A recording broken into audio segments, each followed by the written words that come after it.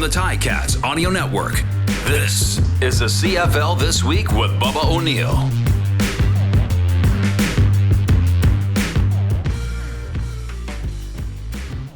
The Lions roar loudest and for now are the best in the West. Coaching decisions critical down the stretch as Calgary are clipped by Saskatchewan. Speedy B wants to be back, and what has gone wrong for the once best backup QB that does not have a starting role?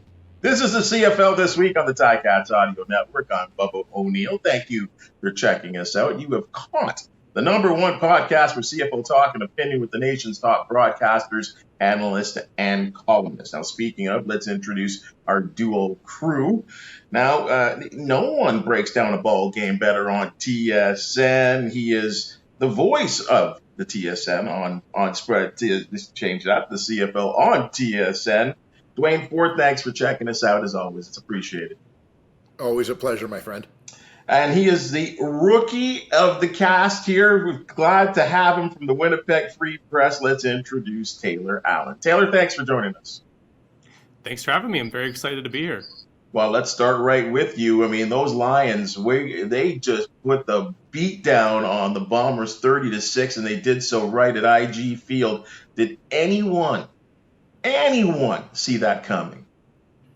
If anyone says they saw that coming, they are definitely lying, because no one saw that one coming. I mean, I don't think I'm not particularly surprised the Bombers lost per se, but the way they lost, to only score 6 points, definitely did not see that coming. I was saying to you guys off the air, I've been covering the team for a couple of years now, and you walked in that locker room post-game. I haven't seen those guys look like that after a regular season game since I've been around for a couple of years now. They just look dumbfounded. And I spoke to Drew Wolotarski, and he said his frustration level was at a 10 out of 10. And, I was saying to him, I mean, you guys have had some slow starts to games before, but you guys always seem to kind of figure it out in the second half or at least the fourth quarter. And he's like, I know, but this time, for whatever reason, we didn't.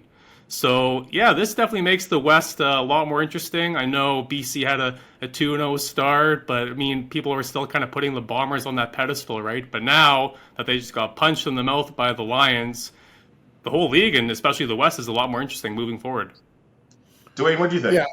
Yeah, very similar feeling. I think the surprise is not the fact that BC defeated Winnipeg based on what BC had done through the first few weeks of the season, but based on how good we all know Winnipeg is and how consistent they've been over the course of the last few seasons. I think it's that margin of victory, and as Taylor alluded to, when you look at the formula, the typical formula of a Winnipeg Blue Bombers game over the last couple of years, they're a team that, you may get a close first half and you may get a close 3 quarters. You may even get a close 3.5 quarters, but Winnipeg is a team that finds a way to figure it out and to win games. That's what's made them champions for 2 of the last 3 years, made them West Division champions 3 years in a row. But it's, I want to look at it from the BC Lions perspective, and this is a team that has definitely demonstrated, and obviously 3 weeks is a very small sample size, but from everything we've seen, this is a team that is very much on the rise and a team to be taken seriously. You look at them offensively, we've heard the name Jordan Maximic, their offensive coordinator, over the last few years, and I've said one of my big beliefs in the Canadian Football League is, yeah, it's important who you have playing quarterback, but I think what's even more important is who you have coaching your quarterbacks. And I think that Jordan has done a magnificent job. We saw it last year with Nathan Rourke in terms of getting a young quarterback ready to play at a high level, found a kid who was willing to put in the work, and they clicked. And he seems to be clicking the same way so far with Vernon Adams. And so Vernon's off to a great start, looks terrific. So offensively, BC looks good. That defense, you've got to love, and especially as a big supporter of Canadian content, seeing a guy like Matthew Betts kind of leading the way on that defensive line, and seeing someone like that who was a high pick really demonstrate why in the Canadian Football League. It shows in all 3 phases of the game that the BC Lions are a team to be taken seriously, and of course Winnipeg knows they're always going to get everybody's best. Though Calgary really pushed them in 2002 in the early season, but this was a beatdown, guys. And Taylor, I know you talked about the faces of the players at the at the end of the game. But is there something they can build on? And for BC, they're saying, we're here.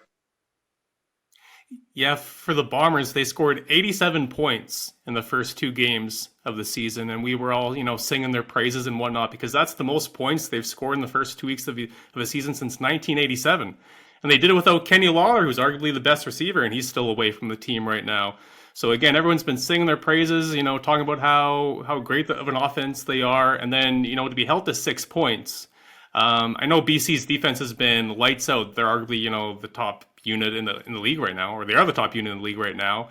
Again, no one saw that coming. So I think for the Bombers, though, this might be a good thing for them to get punched in the mouth. I mean, they always talk about going 1-0 each week, 1-0 each week.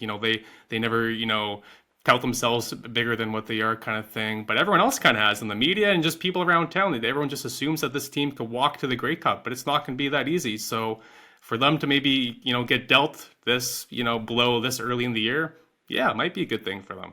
Because they're not perfect. I mean, you look at their offensive line, it's been touted as one of the best in the league for years, and they gave up, 7 or 8 sacks? That was very uncharacteristic of them. And then penalties as well. This team has been, the most disciplined team in the league for four or so years in a row now, and they gave up 10 penalties. So they just did not look like themselves in any way, shape, or form. It's only week 3. It is one game. It's not the end of the world. But it just goes to show that this team is human after all.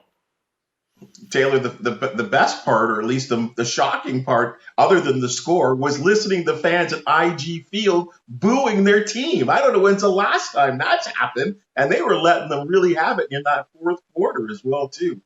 Hey, Duane, let me throw this to you. We have talked about Vernon Adams Jr. being on the precipice of being one of the better quarterbacks in the CFL, and as soon as we start to give him a little praise, there's something that goes wrong. That's been his history.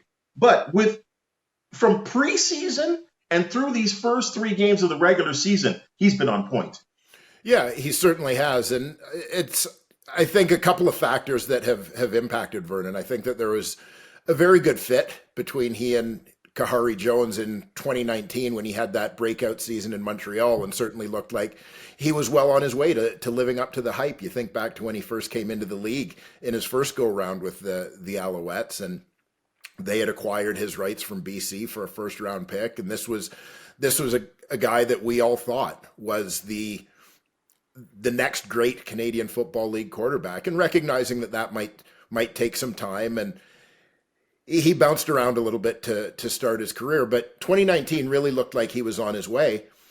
I think for him and some other young guys in the league, right, losing that 2020 season and the continuity of that when they were on an upward trajectory, I think was really harmful to his development. And I think it's taken a little bit of time to get back on track. And he's now, I think, found an offensive coordinator and an organization that has put its belief in him and has allowed him to kind of regain that confidence and find his stride again and really work with him to develop an offensive system that suits the things that he does best. And I think you're seeing the fruits of that now. Now the thing for Vernon is to, of course, for any quarterback, to demonstrate consistency, to demonstrate that he can do it over the course of a full season. But as you said, through that limited preseason experience in the first 3 weeks of the regular season, if you're a BC Lions fan, I think there's a lot to be excited about. Do you think the presence of the likes of number 17 right there behind him, Dane Evans, may have something to do with it? I'm not convinced of that, right? Because he had a veteran guy in Trevor Harris theoretically behind him in Montreal when last season started. And I would say that was something that didn't necessarily work for Vernon, because I don't think that there was a feeling for him of the organization having a lot of confidence in him. They went to Trevor pretty early last year. I think part of the thing this year is maybe the roles of those two quarterbacks coming into the season being a little bit more defined in terms of where they stand, and also having that full off season as well with what was a new team to him partway through last year that allowed him to have a little bit of a head start on things. Brandon Banks is celebrated in Hamilton as the alumnus of distinction, and the place goes crazy. Everyone wants to talk to Brandon, and Brandon, as we know, does like to talk a little bit, and he has told the media and anyone that would listen, he is not retired. So, Taylor, I'll ask you this. Can he help a team in the Canadian Football League? And will someone sign him? Well, it would definitely be a cool story if he does sign with Hamilton and closes out his career there. But let's be honest, he's 35. His name is Speedy B, but I don't know if he's still all that speedy at this point in his career. You know, he was okay for Toronto last year. I think he had around 500 yards, but that's not the Speedy B that, you know, lit up the league for, you know, I guess close to a decade and was one of the faces of the league. You know, he's one of the best things to happen to this league in quite some time, and he had an amazing career. And you know, it was great to see him win a Grey Cup last year, something he came so close to doing several times before. But if you're looking at a 35-year-old receiver, let's just be honest, to solve some woes on your offense for you at closing to the midpoint way of the season, or not even close to the quarter point of the season, I guess, then you might be in trouble. But again, it would be a cool story though to see him back with Hamilton or just in the league in general, because he is a name that's probably loved by basically everyone around the league. Yeah, I think that if you're going to see him help somebody, where his value becomes greater from my perspective is later in the season. And if you have a team that is looking for, say they have an injury issue, or you sort of feel like you're one secondary receiver away. Yeah, he's not the guy who's going to lead the league in receiving anymore. We've seen the declining numbers and an increasing number of injuries as well. And that's a natural thing, obviously, when you're not the biggest guy and you get a little bit older. When you get later in the season, however, if a team is looking for a little bit of a plug and play sort of guy, that's where an experienced guy may have a little bit more value in terms of the fact that he understands CFL defenses. He's been in the league a long time, as Taylor said. He's a guy that's going to be able to pick up a system fairly quickly to be able to help a team versus bringing a free agent in off the street or bringing in a young guy who doesn't necessarily have the experience of a Brandon Banks. But in terms of helping you by being a guy who is playing at an MOP level, I think that that ship has sailed, unfortunately. But we'd all love to see it because Brandon Banks was obviously in his prime, something special to watch. Duane, let me throw you Calgary. They've got some injury issues there. Yeah, and they're playing with a lot of young receivers right now. Yeah, and that's the kind of situation that I think could make some sense if the early season injury issues that they have continue on. Obviously, the Malik Henry injury looks like that's going to be something that's going to be a season ender, unfortunately, for a guy who had become like a young Brandon Banks, right? A guy who came into the league primarily as a kick returner and emerges as one of the league's leading receivers early in his career. You've got Reggie Begelton on 6-game. We'll see if that ends up being longer, shorter, whatever the case may be.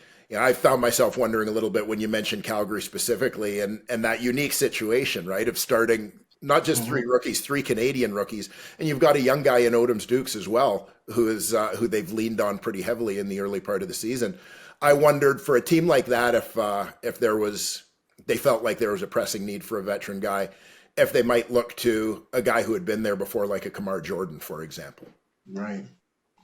All right, guys, this topic, I don't know how much longer it's going to stretch, but we got to keep talking about it.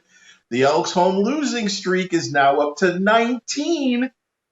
I'm going to ask you, Duane, this question first, because I'd like to phrase it up in a different sort of way.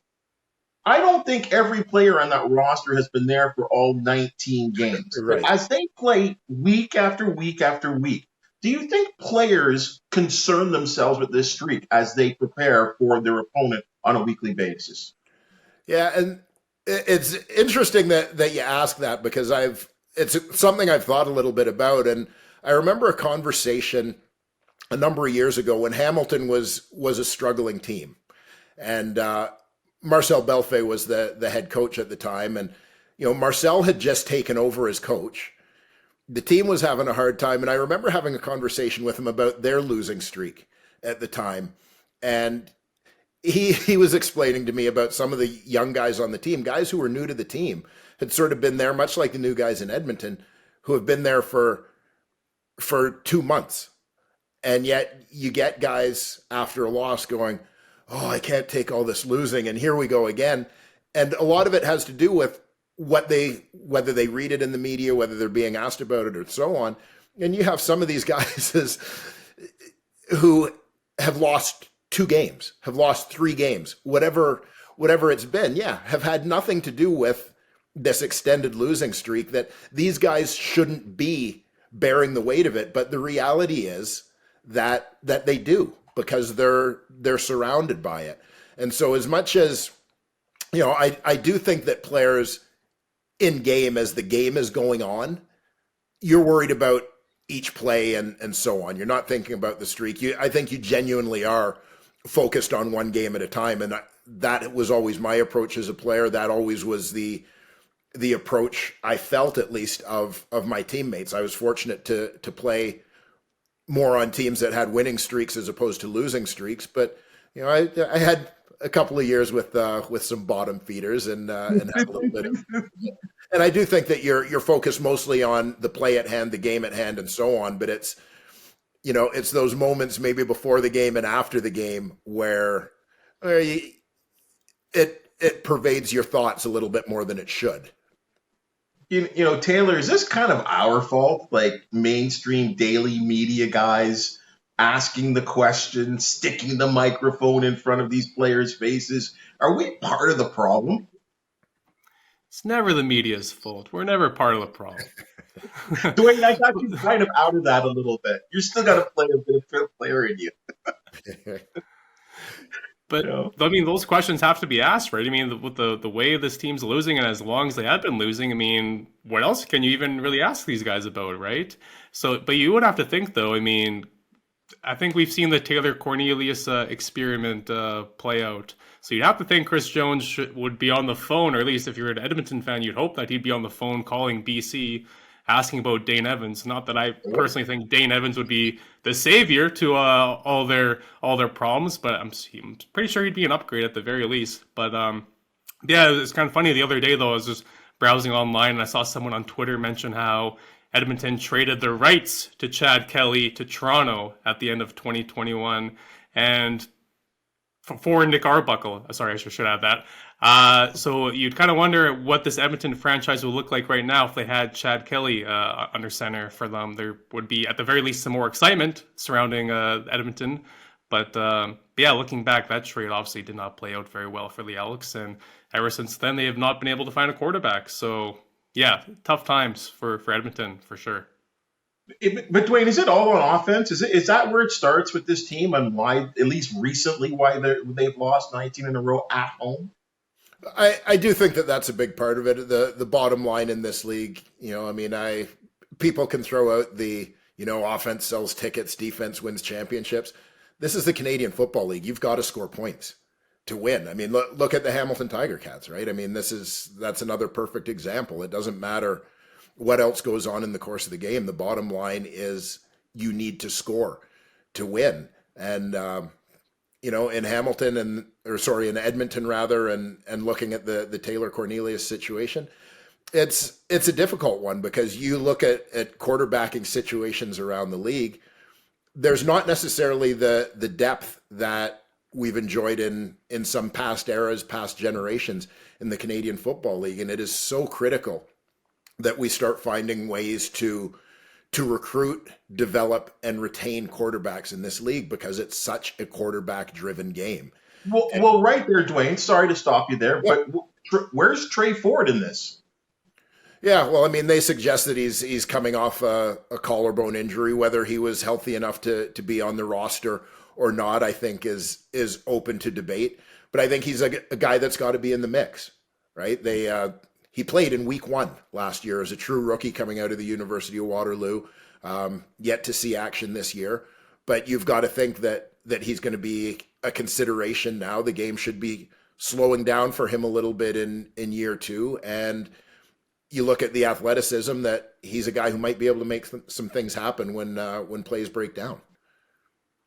But All I right, mean, guys. you mentioned the Dane Evans thing. I don't Yeah. think that any team in the West is going to be in any hurry to help the Edmonton Elks Oh, out of their current situation, right?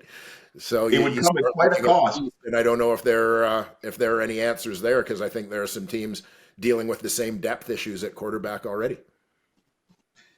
Guys, let's talk about some coaching decisions, and there was a bunch of them in this wild overtime game between the Stamps and the Riders. Namely, the final play, 2nd and 10 from about the 18-yard line, I believe. Uh, Jake Mayer decides to go to the end zone. He's intercepted, and there's some criticism that the Stamps should have played for the field goal and carried it over for another overtime. But Duane, what are your thoughts about Coach Dickinson going for the win? Yeah, first thing I'll say is it's not just a Dave Dickinson thing, given his winning percentage, but when I look at head coaches in the league in general, and they're making decisions in the course of a game, they're in a moment and you have gut feelings sometimes about how the game is going to turn out, or about what the best route is to go. And sometimes you have to go with your gut. Dave Dickinson's gut has been pretty good to him over the years. So I'm not one to second guess, but quite honestly, in general terms, for me, one of the things that I'm a big believer in, and I have had certain coaching influences in my life. It's something I say to kids, whether coaching hockey, basketball, football, whatever. I'm sure I've said it on broadcast as well, is I am all about playing to win as opposed to playing not to lose. And I'm not gonna fault a team for that in that instance. And in terms of the interception, looking to the end zone, you have a play called. If that's where his read took him, then that's where the ball is going. Yeah, there may have been shorter options and whatever, but as a quarterback, you're taught to go where your reads take you, and presumably that was the case for Jake Mayer. But as far as playing for the touchdown as opposed to playing for the field goal, especially at this stage of the season, right? It might be something a little bit different if we're in week 21 and winner makes the playoffs, loser doesn't. But gut feeling, you see an opportunity in a given situation, you take it. You're trying to win. I'm good with that. Taylor, it's so fun because if he goes for it, gets the touchdown, Jake Mayer, what a gunslinger. Coach Dickinson, what a call, right? Like, it's amazing how those things kind of work out. Yeah, absolutely. And I could live with that play, the aggressiveness of it. And I mean, let's be honest, Jake Mayer hasn't had exactly a red-hot start to the year. So if they did complete that pass, that would have been a really nice thing for them to build off of moving forward. But I'm glad Duane, though, did mention how just the quarterbacks in the league right now isn't exactly the strongest crop. And, a guy like Jake Mayer, that was kind of a name that was kind of on the rise these past couple of years. And, I think Bo's time in Calgary was kind of running its course anyways, but that might have sped it up a little bit. But yeah, he's been, a little disappointing, to say the least. And I think a lot of teams around the league probably feel that way about their quarterback. You look outside of Winnipeg and probably BC right now, I think every team in the league, maybe Toronto with Chad Kelly too, it's a little early still, but basically every team in the league, are they really that sold on their quarterback? I know Cody Fajardo's looked pretty, has had his moments this year too, but there's just a lot of uncertainty around the entire league right now, and some of the best quarterbacks in the league, they're over 30 years old. So, Randy Ambrosie was in Winnipeg last week doing a media avail, and I straight up asked him. I said, "Hey, how concerning is this for the league? The quality of play of the quarterbacks right now?" And Randy, he often gives kind of a politician type of answer sometimes, but he was straight up honest and said, "Yeah, this is a concern, and this is something that we need to talk about more and put more resources into, quarterback development, because we know how important the quarterback position is." So, what changes that's going to lead to, I'm not too sure, but yeah, Jake Mayer is an example of a guy that probably could have used a building block, some momentum with a nice play there, but obviously didn't end that well. So, but yeah, like I said off the hop though, no criticism from here. I think I appreciate the aggressiveness and going for the win. Duane, on the other side of this, Saskatchewan looked kind of good. Like they had such a depressing end of the season last year, but they're gonna be pretty happy in Regina right now with their squad. Yeah, so far so good for them. I think they've got some new faces that have looked good. Probably a little bit healthier than they were at times last year. I think that the whether you want to call it karma or just the dark cloud that surrounded the Garrett Marino nonsense last year has moved on. And the fact is, whatever people may think of Trevor Harris as a quarterback, veteran guy, hasn't won a Grey Cup as a starter. There are sometimes criticisms that Trevor is a high percentage guy but hasn't necessarily won, blah, blah, blah. But the fact is, Trevor Harris is a guy who every week you can be guaranteed he's going to give you a chance to win. He's going to be pretty consistent. And I think that that's something that's gone a long way for the Saskatchewan Roughriders so far this year. When you look at the importance of that position, and that's not a knock on Cody Fajardo. I think that Cody battled a lot of things in Saskatchewan over the last couple of years, and particularly injuries that change things when you're a mobile quarterback and so on. And a guy who, although he's been around the league for a while as a starter, is still a little bit earlier in his career. I mentioned with Vernon Adams, right? A guy who had a great 2019 season that I think not having a 2020 really impacted his trajectory. Those are two guys that I would say were on very similar paths. And, you get Trevor in there, veteran guy, he's less affected by that, right? And, and he is what he is. And as I said, gives them a chance to win every week. I can't help but to think every time you bring up Vernon Adams Jr., he was the guy that June Jones cut for Johnny Manziel. Yeah. It's crazy the way that worked out. Hey, sticking with the quarterback situation, Bob Dice wasted no time this week on Monday announcing that Nick Arbuckle has been replaced at quarterback with the likes of second-year sophomore quarterback Tyree Adams. We're going to learn a little bit about Adams as he develops and as he gets some playing time. But I got to ask you about Nick Arbuckle. I kind of put him in the James Franklin category, where we kept saying the guy who's the backup who needs a starting opportunity. I had to look back, and Arbuckle is now with his fourth team, Ottawa twice. What happened, Duane? Where did this go wrong? I'm sure what we saw with Calgary wasn't an illusion. Yeah, I have my own little theory on this, and you ask what went wrong. What went wrong is that he left Calgary. And, I gave a little trivia question to some of my crewmates a couple weeks ago off air when we did the Calgary-Ottawa game. And since 2005, there is only one quarterback who has started even one game for Calgary who has a winning record as a non-Calgary Stampeder. So we're talking, when you go back to 2005, you're talking about Henry Burris, Kevin Glenn, Drew Tate, Bo Levi Mitchell. You've got a couple other guys that had a couple of starts in there.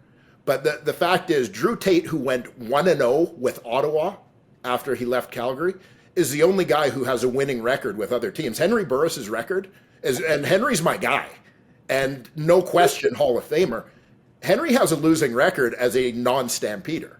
Kevin Glenn has a losing record as a non-Stampeder, massive winning record as a Stampeder. Bo Levi Mitchell, one of the highest winning percentages of all time as a starting quarterback. 2 games, 2 starts as a Hamilton Tiger Cat.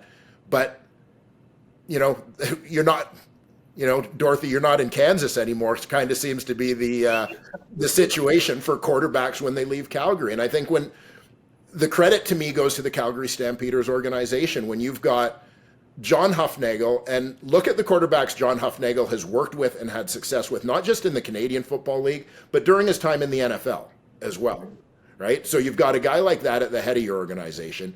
You've got Dave Dickinson as your second in command. A number of years, Ryan Dinwiddie there as well. Ryan's got a pretty good-looking quarterback resume going in his first few years as a head coach now. Even Mark Mueller, who's been their running backs coach, former quarterback, grandson of Ron Lancaster. Like, these guys understand quarterbacking and what it means, how you go about making your quarterback comfortable and putting them in a position to be successful. And other teams, everybody's trying to do it. Everybody, I think, understands that and the importance of that. Calgary does it better. And that, to me, is why they've had the success that they've had. And it's why some of the guys who have played there haven't been necessarily able to duplicate that success when they've gone other places. That is my working theory. Feel free to dispute. Your thoughts, Taylor? That's a good theory. The stats prove. Yeah, it's interesting. I know when Nick was with Calgary, to Duane's point, like his stock was high. There was a lot of teams that wanted to bring him in and thought he could be, the guy for them. I remember even here in Winnipeg, that was a name that lots of fans wanted to see in blue and gold, and obviously that never came to fruition. But yeah, he just has not been able to figure it out anywhere, and he's been given lots of chances, right? It's not like he hasn't been given a fair shake at it. I mean, several teams have given him a chance, and I know Ottawa's, he's just kind of holding the spot until Mazzoli is finally good to go. But even then, he keeps dropping the ball everywhere he's been, it sounds like, and or it seems like. And I don't know if he's gonna. Duane, is it crazy to ask? Like, is Nick Arbuckle gonna start a game again in the CFL? Is that an insane question to throw out there? Because I think it probably becomes an uphill climb for him, and I found it very telling in the Calgary game that you had Tyree Adams, who had very limited game experience. Now, had been with Ottawa all last year, and of course they were high on him. But to think that in week 2 of the season and in the first half, that Nick Arbuckle, who is a guy that they're expected to lean on in the absence of Jeremiah Masoli, right? Like, there's a reason, knowing Masoli was coming back from the injury, why you wanted to make sure you had a veteran backup quarterback. And to think that kind of not even 6 quarters into the season, they were done. And going with a second-year player who had never started a game before. And, I said on the broadcast at the time, I think it says something very positive about what they think about Tyree Adams, that they felt like they could sort of throw him in there and he would be okay, and it wouldn't hurt his development to sort of be thrown to the wolves in a tough situation. But it, in fairness, probably also says something about the level of confidence that they have in Nick Arbuckle right now. It's an interesting story, and you almost will have to wonder. I mean, Taylor, that's a great point. I mean, will his starting opportunities still be? I mean, minus injury, and we're still concerned about the likes of Jeremiah Masoli, who I thought it sounded like, according to Bob Dice at the beginning of the season, that he would be starting week 3. Boy, it's going to be kind of interesting if he starts week 4 next week again in Hamilton. That'll be fun, Duane. You might be on that game. Yeah, it'll be interesting to see how all of this unfolds with the Masoli situation. Obviously, when the injury happened last year, I think everybody sort of looked to opening week of 2023 as his return, and as they worked their way through training camp, it became clearer that they were going to take some time and get through first couple games of the season, that if he wasn't ready to start week 1, the feeling was that it would be week 4, right? Because you'd, give him week 2 off, and then that buys you an extra week because they had that bye in week 3. But I don't think anybody anticipated that it would go beyond week 4. But, the fact is, this is a guy in whom they have invested heavily. The East Division is what it is. It probably, Hamilton at 0-3, probably makes it a little bit easier for Ottawa to go, you know what, let's really be sure he's 100%. Let's not rush him in. We're still in this goofy playoff picture, as such as it is in the Canadian Football League. You guys probably know my feelings about our playoff format, but but the fact is, I think that the Tiger Cats have made it a little bit easier for Jeremiah Masoli to take at least another week to work back towards 100%, both physically and mentally. Folks, if you're new, the CFL This Week comes to you every week on the Ticats audio network that is full of CFL and Tiger Cats programming. As always, hit that like, subscribe, and thumbs up button. And hey, what about a 5-star rating? Because these guys are working hard for you, and it's certainly much appreciated because we appreciate you. Taylor, fantastic job in your rookie debut on the CFL this week. Where do fans want to talk about the Bombers and just the Canadian Football League? How can they find you? Yeah, well, first of all, they could, if they really want to find me, they could subscribe to the Winnipeg Free Press. They could read all of our great coverage of the CFL and the Bombers. Myself and Jeff Hamilton were the main two Bomber guys for the Freep, which is a lot of fun. And of course, also on social media, Twitter more specifically at Taylor Allen 31. Duane, you're yourself as well. I know we can turn on the TV and find you all the time, but if fans want to talk about your playoff system, where do they find you? Oddly, I'm not much of a social media guy. So if anybody wants to talk to me, Bubba, they're just going to have to come here. They're going to have to come on the podcast with us. Well, hey, we do get our email, and I remember when you did bring up your playoff format last year that there was some. In fact, more people that agreed with you than disagreed with you. I'll tell you that much. Well, we could get off on a whole other tangent here, the three of us, and do next week's podcast as well. But I've always maintained it would be very interesting to see the age demographics in terms of the for and against, because I'm a big believer that a lot of the people who cling to the East-West thing in a 9-team league. It's probably because it's what they have known for a long time. But that's a whole other thing, Bubba. Yeah, well, just let it be known. You've got my vote, and I'll leave it at that. Folks, this is the CFL This Week. I'm Bubba O'Neil. Let's kick it off next week. Thank you for joining us. We will see you next week on the Ticats Audio. The CFL This Week with Bubba O'Neil. Subscribe, like, and get the deepest takes on Canada's game every Monday.